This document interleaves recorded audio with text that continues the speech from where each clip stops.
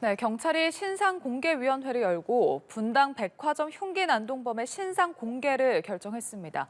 14명의 사상자를 낸 피의자는 22살 최원종입니다. 최근 불특정 다수를 대상으로 한 강력범죄가 잇따르자 이에 대한 대책을 요구하는 목소리가 높아지고 있는데요. 자세한 내용 손정혜 변호사와 알아보겠습니다. 어서 오십시오. 안녕하세요. 네. 분당 백화점 흉기 난동 피의자 신상 공개가 됐습니다. 22살의 최원종 신상정보공개심의위원회가 범행의 잔인성 그리고 피해의 중대성이 인정됐다 이렇게 밝혔거든요. 이제 신상 공개 기준이 있지 않습니까? 이번 사건이 어떤 기준에 부합을 했는지 설명을 해주시죠. 네, 특정 강력범죄 처벌에 관한 특례법에 따르면 신상공개 대상으로는 일단은 국민의 알 권리를 충족해야 되고요. 특히 이제 살인, 강도 같은 굉장히 중대한 범죄를 저지른 경우에 한해서 증거가 명확하고 유죄의 어떤 증거들이 충분히 확보된 상황에서 이제 공개할 수 있다 이렇게 규정되어 있는데요. 예. 이 사건 같은 경우는 사망 피해자가 한 명이 발생한 상황이고요. 사망 이외에도 극심한 피해를 받은 이제 상해 사건의 피해자도 13명이 있었던 사건이고 주변 CCTV나 목격자들의 진술이 충분히 확보되어 있기 때문에 유죄가 확실시되는 사건이고 또 이런 사회적인 경각심을 주고 국민들에게 지나치게 공포를 가질 필요도 없지만 예. 유사 범죄에 대한 어떤 경각심을 주기 위한 알 권리가 필요한 사안으로 이제 판단했기 때문에 신상 정보 공개 대상이 됐고 오늘 결정이 됐고요. 예. 22살입니다. 자, 앞서도 얘기를 해주셨지만 그 피의자 이 최원종이 차량으로 덮친 보행자 중에 한 분이 이제 숨지면서 이 최원종에게 지금 살인 미수에 더해서 살인죄까지 적용이 된 상황이죠. 그렇습니다. 살인죄가 추가가 됐고요. 안타까운 사안인데요. 피해자 한 명이 치료받던 중 결국은 이제 사망에 이르렀기 때문에 살인 미수죄에서 이제 살인죄가 추가돼서 살인, 살인 미수 그리고 상해 이렇게 이제 법 적용이 이루어질 가능성이 있는데요. 피해자가 다수이기 때문에 우리가 이런 사건을 극단적 인명경시 살인죄라고 합니다. 범죄의 동기가 굉장히 선처를 하기 어려울 정도로 굉장히 극악한 범죄이고 재질이 나쁘다. 그리고 다수의 피해를 야기했을 뿐만 아니라 그 사망이라는 결과에 이를 때 썼던 범행 도구도 차량인데 차량은 보통 법률적으로는 위험한 흉기, 굉장히 위험한 물건으로 취급하고 있기 때문에 범행 도구 역시 재질이 나쁘다고 판단할 수밖에 없습니다. 예. 자, 다시 한번 좀 정리를 해드리자면 경찰이 분당 흉기 난동 사건의 피의자 22살 최원종의 신원을 공개를 했습니다. 신원을 공개를 하면서 최원종이 차량과 흉기를 이용해서 다수의 피해자들을 공격해서 한 명을 살해하고 다수의 피해자가 발생한 사실에 비춰 범행의 잔인성과 중대성이 인정된다 이렇게 밝혔습니다.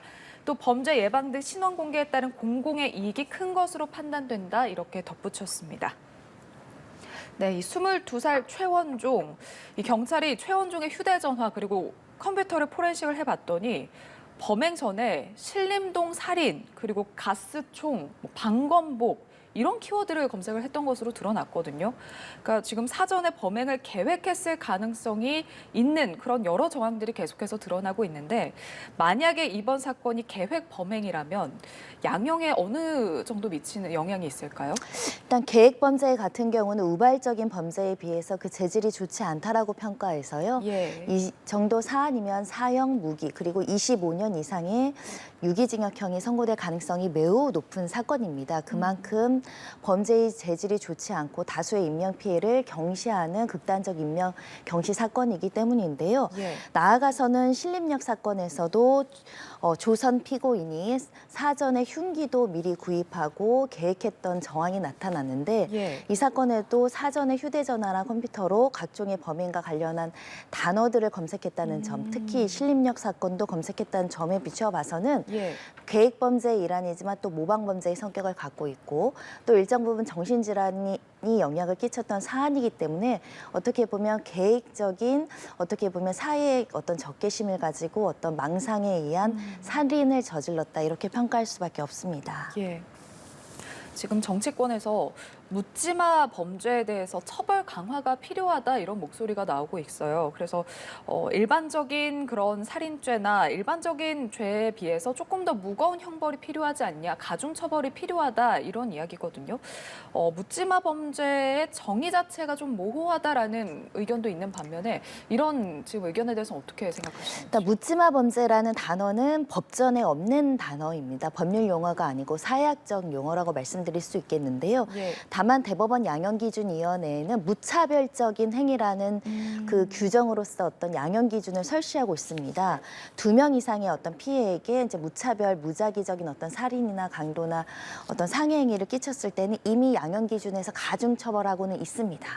다만 이런 사건이 계속적으로 이루어지고 있고 특히 예. 사회가 흉포화되고 어떤 분익부, 비익빈, 양극화가 심해지면서 사회에 대한 분노와 적개심으로 어떻게 보면 나에게 피해를 입히지 않았던, 나한테 분노를 주지 않았던 어떻게 보면 선량한 다른 사람들에 대한 공격성을 표출하는 사회 분노적 형태로 이제 테러 수준에 가까이 이루어지다 보니까 기존의 양형만으로는 이런 범죄를 억제하기는 굉장히 어렵겠다. 예. 조금 더 가중된 처벌 특별법이 필요하지 않겠느냐라는 정치권이 네, 어떤 움직임이 있는 것이고요. 이 사건 이전에도 이 특가법상으로 계속 이제 가중 처벌해야 된다라는 개정 법률안은 올라와 있었습니다. 예. 거기서 일단 묻지마 범죄라는 이 범죄 형태를 말씀드린 것처럼 뭐 이상 범죄 동기라고도 표현할 수 있고 무차별적인 범죄라고 표현할 수도 있고 여러 가지 형태로서 규정하고 처벌하고 특히 가중하고 이런 경우에는 치료 감호라든가 여러 가지 강력한 어떤 사후적인 조치도 필요하다라는 어떤 개정의 시도들은 있었는데요. 예. 지금도 여러 가지 형태의 특가법 개정안이 올라와 있습니다. 다만 이제 올라왔다고 끝이 아니고 통과되는 것이 굉장히 중요하기 그렇죠. 때문에 국민들의 관심도 굉장히 필요한 시점입니다. 예, 이런 가중 처벌이랑 지금 같이 거론되고 있는 게 가석방 없는 무기징역. 실제로 지금 법무부에서도 가석방 없는 종신형이 거론이 되고 있어서요. 자, 엄벌주의가 이런 범죄를 예방하는데 어느 정도 효과가 있을지 일단은 뭐 형벌을 강화하는 게 엄벌주의만이 근본적인 대책은 아니다라는 의견도 있거든요. 어떻게 보시는지요? 네, 엄벌주의로 모든 범죄자를 억제할 수는 없습니다. 다만 일단은 사회의 어떤 극악한 성향을 보이는 우리가 소위 말하는 반사회적 인격장애를 가진 뭐 사이코패스라든가 극심한 어떤 범죄의 성향을 가지고 있는 사람들을 현행법상 현행 양형 기준으로만 판단하면 20년 뒤에 30년 뒤에 가석방을 하거나 주어진 형기를 마치고 사회에 출소했을 때 이후에 대비책이 없어서 예. 우리가 강력범죄에 있어서도 다른 어떤 영국이나 미국 같은 범죄자들보다는 이 양형 기준이 좀 낮다. 그래서 다시 사회에 복귀해서 재범으로 또 무고한 피해자를 양산하는 경우가 있기 때문에 예. 아예 사회적으로 격리하는 방안이 낫다라는 목소리가 나오고 있는 것이고요. 그래서 가석방 없는 무기징역형이 거론되고 있는 것입니다.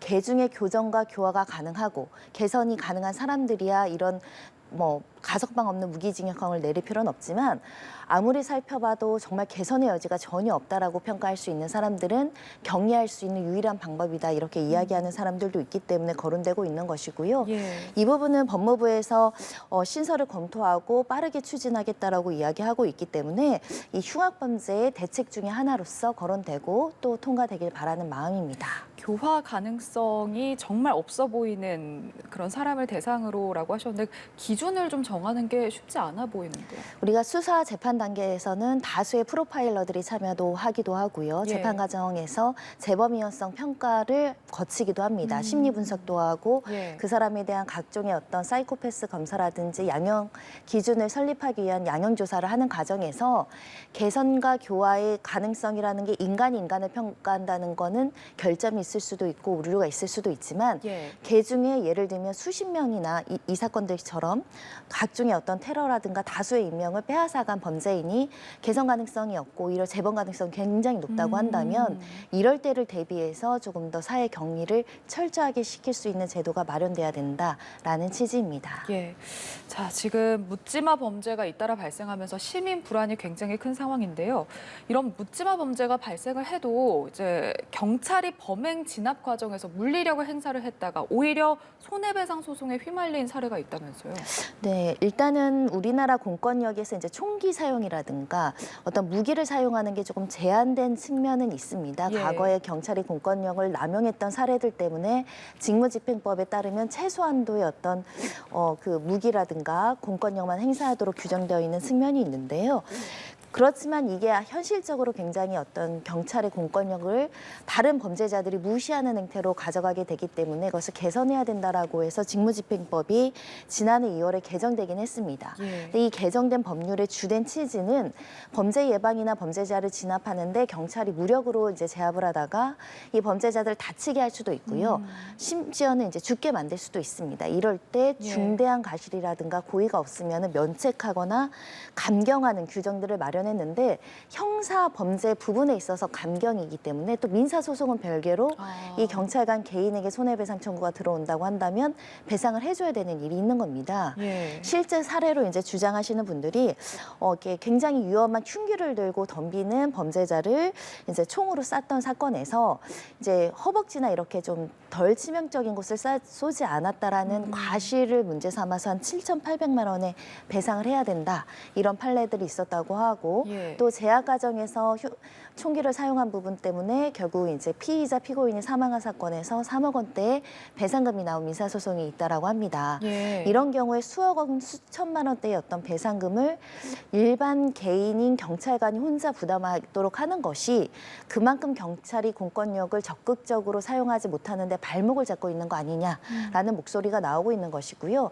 민사 소송이 들어오면 국가나 각종의 단체에서 법률 지원, 변호사 비용이나 이런 걸 지원하는 제도들이 있는데 예. 막상의 판결로서 이 경찰관에게 가실이 있어서 일부라도 배상 판결이 났을 때 이 부분에 대해서는 아직 사각지대 경찰관이 부담해야 되는 부분이 있다 보니까 예. 현장에서는 총기 잘못 사용해서 내가 그걸 다 감당해야 된다고 생각하니까 자꾸 소극적으로 대처할 수밖에 없다. 최근에도 이 흉기 난동의 피의자한테 칼 버리세요라고 이제 어떻게 보면 경어체를 써서 예. 말린 게 이래도 되느냐라는 어떤 비판의 목소리가 있었지만 실제 총기 사용이나 무력을 행사했을 때 나머지 어떤 손해배상 문제, 그 사람이 다쳤을 때 소송이 들어오고 소송이 들어와서 그걸 배상해야 되는 문제는 여전히 국가에서 해결해주지 못하고 있다. 그 부분에 대한 논란이 있고요. 예. 개선돼야 될 것 같습니다. 경찰에 이제 적극적으로 면책권을 부여하는 것도 중요하겠지만 법원에서도 이런 부분들을 좀 정당한 업무 집행의 범위로 좀 폭넓게 인정을 해야 될 필요가 있어 보이는데요. 정당한 업무 집행의 범위를 인정을 하면 책임을 감경하거나 배제하기도 합니다. 근데 문제는 예. 어찌됐든 정당한 공권력을 행사하지만 이번에도 흉기 소지 이 살인 예비 피의자로 5인 착각해서 중학생이 폭행당한 사례가 있거든요. 예. 지금 그 가족들은 공분하고 있습니다. 경찰이 잘못 피의자로 오인해서 때렸는데 사과도 하지 않고 있다. 예. 그러니까 이렇게 적법한 공무집행 큰 잘못 없이 무고한 피의자가 나오거나 아무리 범죄자라고 하더라도 목숨을 잃거나 크게 다쳤을 때는 누군가는 배상을 해줘야 되지 않겠습니까? 그러니까 시스템 하에서 배상이나 어떤 보상 조치가 필요하지 이걸 개개인의 문제로 다뤄서는 안 된다. 경찰이 일을 하다가 실수를 할 수 있고 오인 사격을 할 수도 있고 여러 가지 과정 중에서 좀 무고한 피해가 발생할 수 있는데 이 비용을 어떻게 할 것인가가 예. 국가가 해결해 줘야 되는 문제이고요. 명확한 고의, 명확한 중과실까지 보호해 줄 수는 없습니다. 하지만 정당한 공무집행 과정에서 일부 발생하는 피해를 개인이 감당하게 하는 구조는 좀 지양해야 되지 않을까 생각이 들고요. 예. 보험이든 국가의 기금이든 마련해서 경찰관들이 스스로를 방어하면서 시민도 방어하고 또 즉각적으로 어떤 판단력으로 공권력이라는 큰 힘이 필요할 때는 쓸 수 있도록 제도적으로 지원해야 될 것 같습니다. 예. 자, 지금 경찰이 묻지마 범죄 특별 치안 활동을 진행 중인데요. 지난 4일간 선별적 검문 검색을 진행을 해서 442건을 실시를 해서 14명을 체포를 해서 조사 중이다 이렇게 밝혔습니다. 일각에서 흉기 소지자가 범죄가 이제 될 만한 어떤 행동을 하지 않았을 경우, 위해를 가지 않았을 경우 지금 대부분 훈방 조치가 되고 있는 이 부분과 관련해서 좀 흉기 소지에 대해서도 좀 엄벌이 필요한 거 아니냐, 여기에 대해서도 처벌을 해야 되는 거 아니냐 이런 의견도 있거든요. 근데 흉기를 소지하는 것만으로 처벌하게 된다고 한다면 사실 예. 흉기가 될 수 있는 곳곳의 일상용품이 너무 많기 때문에 이 처벌의 애매모호성, 이 처벌을 실제로 할 수 있느냐는 실효성의 문제가 있습니다. 예. 우리가 흉기를 소지했다라고 해서 처벌하는 것이 아니라 살인 살인의 예비, 그러니까 살인할 계획으로 흉기를 소지했을 때 살인 예비 의무죄로 처벌할 수 있는 거거든요. 예. 그만큼 흉기 소지만으로는 처벌을 하기 좀 어려운 측면들이 있지만 우리가 이제 법에서 규정해 놓은 총포, 화, 이렇게 칼도 종류별로 있는데요. 이 허가를 받거나 미리 신고해야 되는 것들을 신고하지 않거나 허가받지 않고 소지하는 것까지는 처벌할 수 있습니다. 근데 지금은 이걸 처벌의 목적보다는 치안이나 범죄 예방적인 활동을 굉장히 심혈을 기울여야 될 것이 지금 어떤 살인 예고든 무슨 테러 예고든 잡아보면 10대, 20대가 절반, 10대도 절반 가까이 된다는 거거든요. 예. 실제로 호기심이나 어떻게 보면 가시적인 목적으로 모방 범죄를 일으켜서 사회 혼란을 야기하려는 그런 어떻게 보면 개인적인 범죄도 일부 나타나고 있어서 이것이 뭐 흉기 소지만으로는 처벌되지 않지만 지금 협박이라든가 특수협박이라든가 살인 예비 의무죄로 엄중 대처하겠다는 게 경찰의 지금 입장이거든요. 예. 굉장히 처벌이 강화될 수 있다. 이렇게 경각심을 가져야 되고 섣불리 인터넷에 글 쓰는 게 이게 무슨 범죄가 되겠어 장난인데 처벌하겠다는 그 목적이 있고 또 처벌될 여지가 있으니까 주의하셔야 될 것 같습니다. 예. 흉기를 소지하고 있는 사람에 대한 어떤 행적이라든지 아니면 뭐 과거 뭐 정신질환 전력 이런 것들은 좀 확인을 할 수는 있는 건가요? 일반 시민이나 경찰이 현장에서 실시간으로 정신병력 이력을 찾긴 굉장히 어렵습니다. 그래서 사실은 이거는 유관기관끼리 통합적인 어떤 정보 관리가 굉장히 중요한데요. 예. 우리가 정신건강보건법 이야기가 굉장히 많이 나오는데 아픈 사람은 치료를 받아야지라는 이 단순한 명제가 실현이 안 되는 경우가 굉장히 많습니다. 왜냐하면 정신적으로 아프신 분들은 본인이 아프다고 인지를 못하거나 인정하지 않으려고 하니까 필요한 입원 치료나 이런 것들을 회피하는 경우가 굉장히 많고요. 그러면 강제 입원을 시킬 수 있는 부모나 배우자들은 강제 입원에 동일하지만 나중에 나를 강제로 입원시켰다라는 보복 감정 때문에 보복심 때문에 또 두려워서 입원을 못 시키는 경우도 있습니다. 그래서 지금 대안으로 나오는 것이 사법 입원제라고 해서 그러니까 정신질환을 모두 이제 강제로 입원시킬 필요는 없지만 의사들이 또는 판사가 적극적으로 어떤 정신질환이 범죄에 나아갈 염려가 있기 때문에 치료와 입원이 꼭 필요함에도 불구하고 가족들이 없거나 가족들이 나서지 않는 경우에는 이 법률의 힘에 의해서 공권력이 이렇게 조금 강제 입원할 수 있도록 이런 제도도 지금 거론되고 있는 것이고 예. 정신건강보건법이 이제 예전에는 인권 침해의 어떤 도구로서 악용됐기 때문에 강화된 측면이 있지만 강화되다 보니까 실제로 치료를 받아야 되는 사람들이 치료를 못 받고 있고 예. 실제 2019년에 진주 아파트 방화 살인 사건에서 안인득이 이제 정신적인 어떤 질환을 오래 겪고 있었는데 형이 입원을 하려다가 실패한 사례가 있었습니다. 형은 형제자매이기 때문에 이제 직계열 쪽이 아니어서 강제 입원을 할 수 있는 보호자에 속하지 않았던 허점이 있었던 건데요. 이런 허점이 어디서든 있을 수 있다. 지금 현대 사회가 분노가 커지고 있고 특히 분노 조절 장애를 겪는 사람들도 많고 또 화가 많고 또 사회의 어떤 문제나 구조적인 문제가 제대로 해결되지 않아서 이제 좀 앙심을 품는 사람들이 자연스럽게 심리 상담을 받고 정신과 상담을 받아서 그것을 좀 저감시킬 수 있도록 그렇게 조금 보건복지부나 법무부나 경찰이나 합심해서 정보를 공유하는 것이 필요하지 않을까라는 생각도 해봅니다. 예, 제도적으로 또 구조적으로 보완을 해 나갈 필요가 있어 보입니다. 자, 이렇게 남녀노소를 불문하고 누구나 피해자가 될 수 있다 이런 인식이 커지면서 개인 호신용품 구매하시는 분들도 늘고 있거든요. 근데 이 정당방위 요건이 워낙 까다롭다 보니까 오히려 자칫 잘못하면 이 호신용품을 사용하다가 내가 처벌받을 수 있는 그런 상황도 발생할 수 있다고요. 네, 그 정당방위가 우리나라에서 조금 엄격하게 인정이 되다 보니까 예. 이거를 어디까지 합법이고 어디까지 불법인지를 내가 현장에서 어떻게 생각해서 대응할 수 있느냐라는 목소리도 많이 나오고 있습니다. 예. 그러니까 현재 침해가 있어야 되고 상대방이 공격한 것보다 제가 더 나아가서 공격 행위를 하거나 더 큰 피해를 주면 정당방위가 인정되지 않을 가능성이 있습니다. 예. 특히 현실에서 문제가 되는 것은 상대방이 위험한 물건으로 공격을 했지만 그 침해 상태가 종료되고 나서 반격을 해서 더 공격을 하는 경우들이 있거든요. 예. 이런 경우에는 대다수 이제 정당방위로 인정되지 않는다. 다만 야간이고 공포스럽고 여러 가지 불안한 상황에서 이루어졌을 때는 가잉방위로 감경될 수는 있으나 원칙적으로 현재의 부당한 침해에 상응하는 정도의 공격이 필요하다.